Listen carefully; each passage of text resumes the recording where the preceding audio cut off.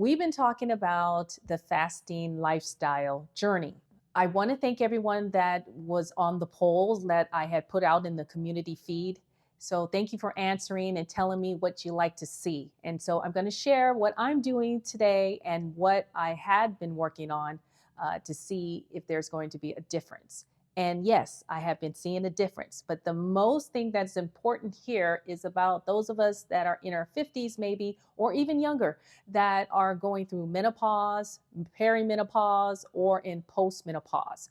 Now, I believe I'm in postmenopause now, and being 55, I realized that I just couldn't fight it anymore, and these weight kept ticking up and up, and I think I've gained anywhere from 12 to 15 pounds more than I used to be, say, about 3 years ago. So, how I'm approaching this differently, I like to call it my begin again 4-step strategy to weight loss.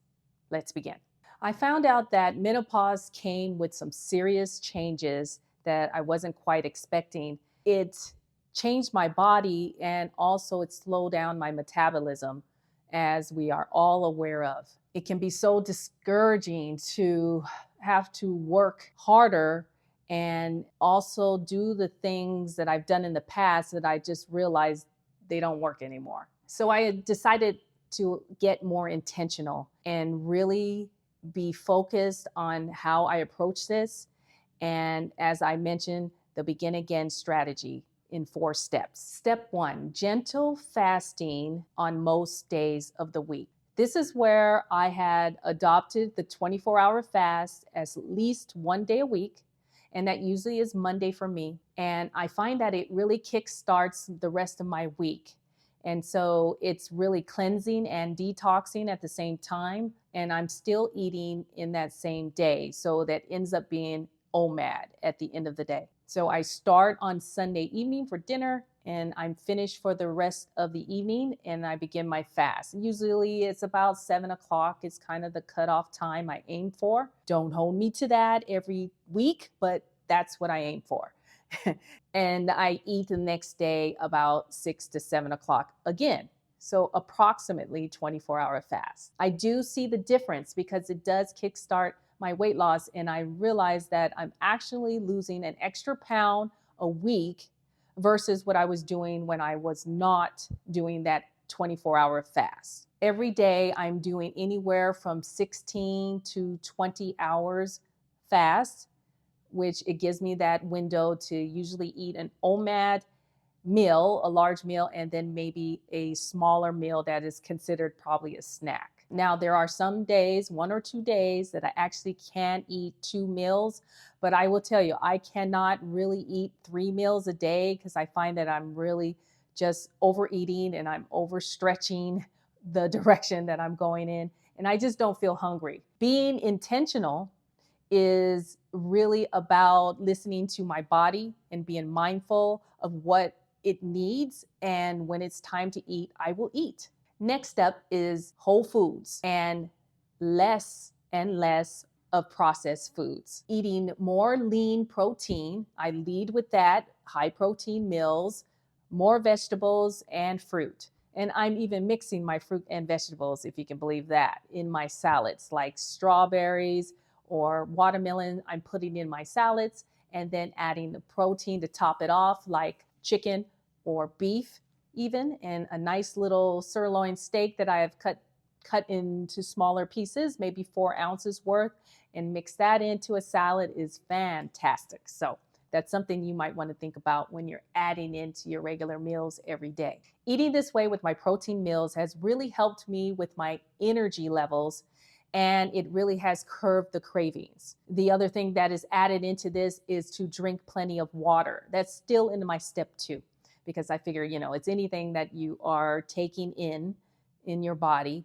So water is a whole food in my mind. It's something that I drink all day. And I usually squeeze lemon and sprinkle a little bit of Himalayan salt. I don't do that all the time. It's just when I feel that I'm craving more on those days, or maybe I'm craving a lot of carbs. And so when I drink the water with extra electrolytes, that really may mean that you are dehydrated And then you might confuse that with actually feeling hungry. I know that if I'm not drinking enough water, that I tend to want to snack. I'm finding when I really focus on the way I'm going to eat every day, right? Baby steps, it makes such a big difference the next day when I get on a scale. This is the way that I monitor things on eating the right foods and measuring my body weight and seeing where it is on a daily basis. And number 3, exercising, walking plus resistance training, whatever that looks like for you. For me, it's been walking every day, at least 10,000 steps, and I'm leaning more to 14 to 18,000 steps because sometimes I walk twice a day. But I also have incorporated in my resistance training, which is involving either dumbbells, weights, or it's doing a Pilates class. So using resistance with my own body weight is a fantastic way that it really kickstarts and keeps the weight coming off. And if you do these things in combination of each other, of these steps, it will give you results. Also with resistance training, it's really preserving your muscle mass and building up those muscles, but at the same time, it's preserving it when we're in post-menopause or anything like that. We're losing quite a bit of our muscle mass. So it's very important that we do the resistance training. Step 4, adopt the simple life. Very simple, right? It's about slowing down, cutting down the stress. And this is really one of my favorite steps in all of this. It's about relaxing and turning down all the distractions out there that are screaming around us all day and being in toxic environments. Just taking the time to breathe, to meditate, to pray.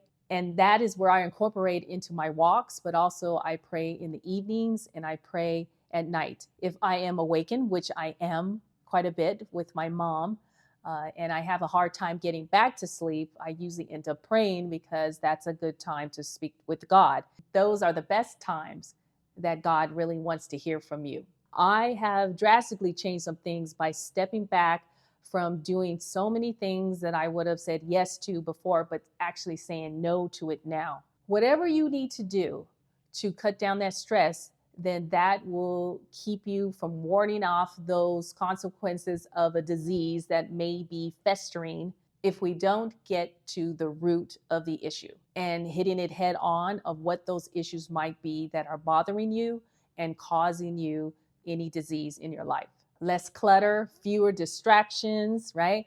Taking a small area of your home and maybe in the corner of your house, in your closet, that does affect the clarity of your mind and what you'll be able to do moving forward and to create, because we are all creatives. And if we have cluttering going on in the mind, cluttering going on in the house, cluttering going on in your relationships, then nothing else will work out. And you will not be able to release those pounds that you're trying to get rid of in the first place. If there's anything that stands out to you, I know this is simple. I know that I have repeated these things in different videos, so please do go check those out if you are interested. Now, I will also share with you that I've actually lost 3.5 pounds in 2 weeks. And I tell you, 2 weeks, I know it doesn't sound like a lot, but for me it is, because I was only looking to lose 8 to 10 pounds. And so 3.5 pounds, I'm almost there. I'm on my way. If you have any questions, please do hit me on my DMs and hit me on Instagram, or you can email me through my website at regedited.com. And if you need some one-on-one time, you can also find a link below. Feel free to share any steps that you are adapting in your journey for weight loss and fasting. I know we can do it, guys, so let's go for it. And always remember, you can begin again. Cheers.